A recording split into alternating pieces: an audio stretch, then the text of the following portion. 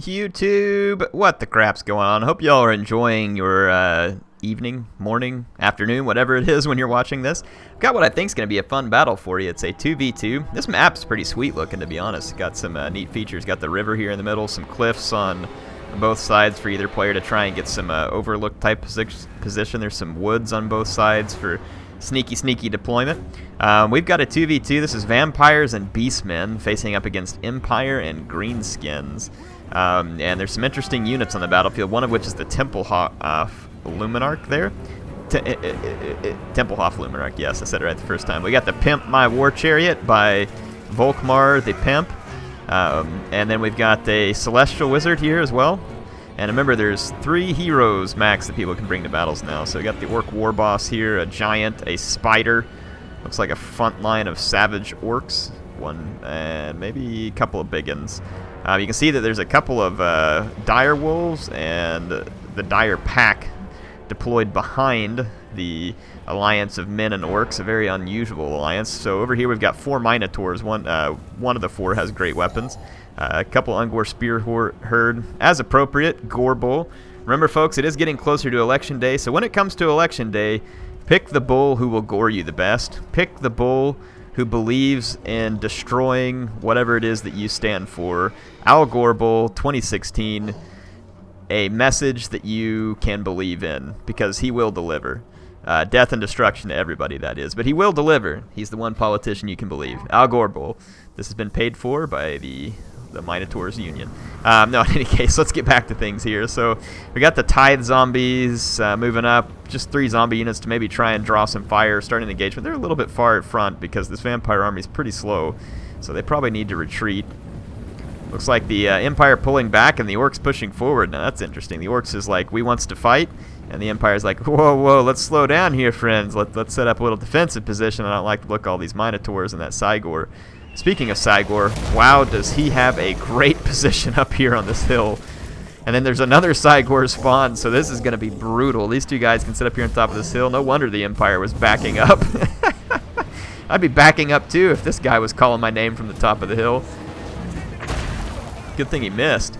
Yeah, that Templehof Luminarch better watch out, because getting hit by one of those rocks would be devastating. And I like how these guys remain hidden back here.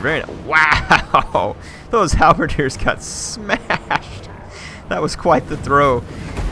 Oh man, this makes me miss my Beastmen campaign. It really was fun. So the zombies take this engagement very early, which is kind of unfortunate for the vampires, because they really don't have appropriate support nearby. So the zombies, I mean, they're doing what they're supposed to do, which is to be a meat shield. Whoa, the White King comes flying in there. He wants a piece of these savage orcs. Here comes the Claw of Nagash. And it looks like the Empire realizes that they have to engage, and the Luminarch did take a big shot, but now it's going to deliver a shot too. Wow, Gorebull gets smacked.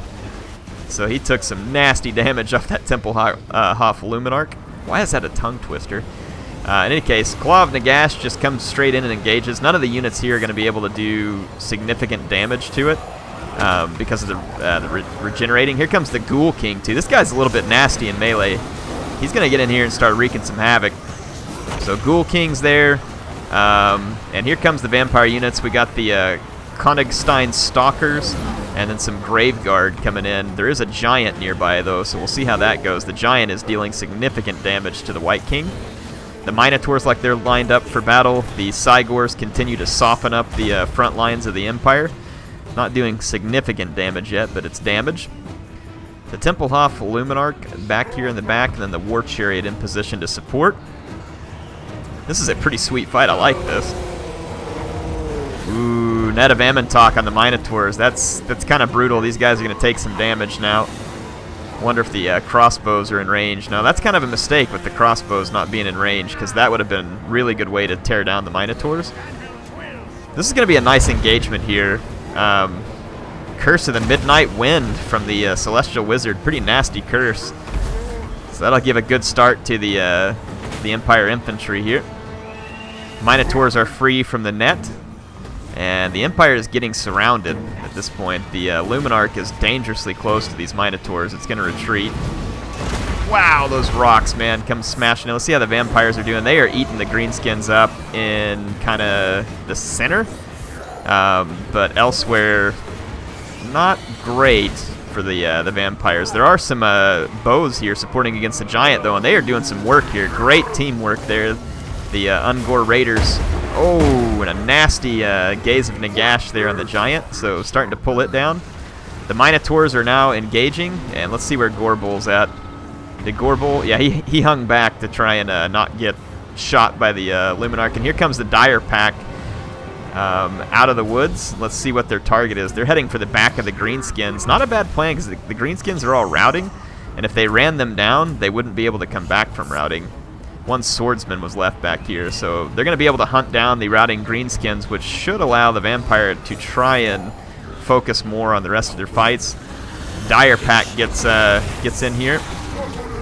Corpse Cart supporting units and causing damage, I'm sure, so the Minotaurs are doing a pretty good number here.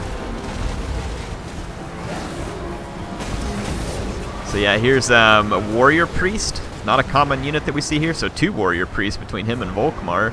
So a lot of support for the Empire Army in terms of damage resistance and other stuff.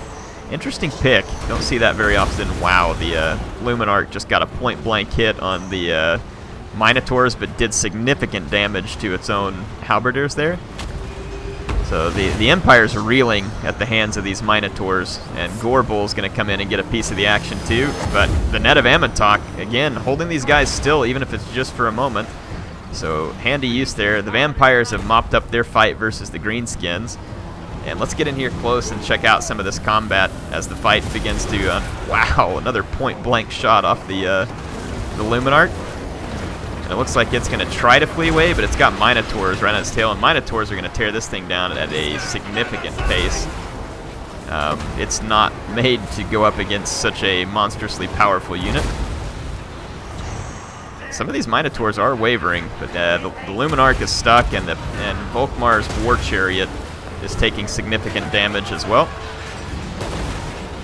So yeah, again, these units are really not all that great in melee. They're more of a support unit, supporting nearby troops to fight better, basically. I mean, they put up a pretty decent fight, but the Vampires managed to roll the Greenskins here in a pretty convincing fashion. Here comes some Orc Boy Biggins. This should damage the Mortis engine, but it's too late. The Spider's leadership is too low. So the Spider's gone, and let's watch what's left of the Empire taking on these Beast Men. Wow. It is an ugly fight for the Empire. They got a lot of spears, and then Volkmar the Grim was supporting the fight, but it looks like he's either... No, he's not fleeing. He's under his own power. You got Gorebull back here as well. So these regrouped halberds will do a little bit of work, and you've routed a pretty significant portion of the Beastmen here. But I still see a lot of units, including these Cygors, who do still have ammunition. Even if they don't, they're going to be a melee threat to what's left of the Empire Army here, even if they can manage to pull this off. Gorebull is sending the Warrior Priest fleeing, and he's probably going to finish off the War Chariot here too. And then there's a White King inbound, so Volkmar is about to eat it. So pretty sure that this Chariot's about to be in need of some significant repair. Used War Chariot, anybody? Sigmar's it's Sigmar's list. It'll be for sale. Some blood stains. Clean it up. It'll be good for use. That was a fun battle. Appreciate the submission there. It was pretty interesting. The Vampire Army was pretty small, but got a lot of work done versus the Greenskins, even though they had a larger force with monsters. Again, this combination of Corpse Cart and Mortis Engine is strong if you don't bring the right things to counter it. So the Greenskins there definitely could have used some skirmishers. And you all saw in the video, well, if you haven't seen it, go watch it. Go check out the video that I posted. I think going against the Vampires now, it's almost going to become a necessity to bring the skirmishers, because you see here where the Vampires didn't. The significant damage coming off these two things, that's a 15 per second hit point loss. So you got to get rid of these things. You can't afford that kind of hit point loss. So in 10 seconds, you're going to lose 150 hit points on every unit that's within the range of these things. Now, very nice use of the Dire Wolves here, mopping up the fleeing Greenskins, because Greenskins will tend to come back to a fight over and over again. The zombies did their job. The Graveguard came in, was able to do their job.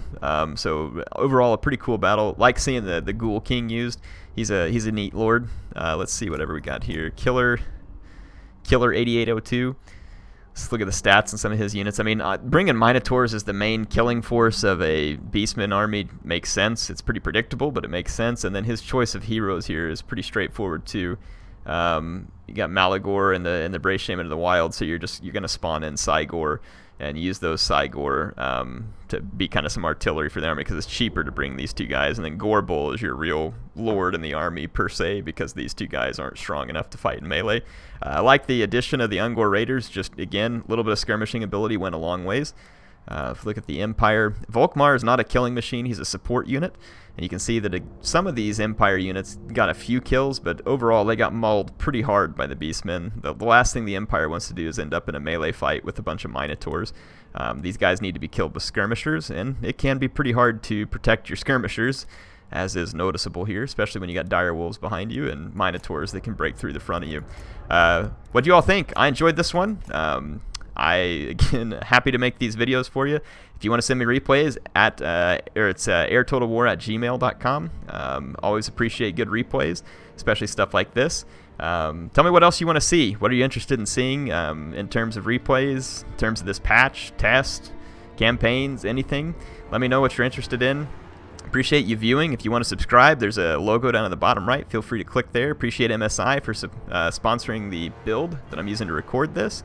And of course, as usual, I appreciate you watching the video. See you soon.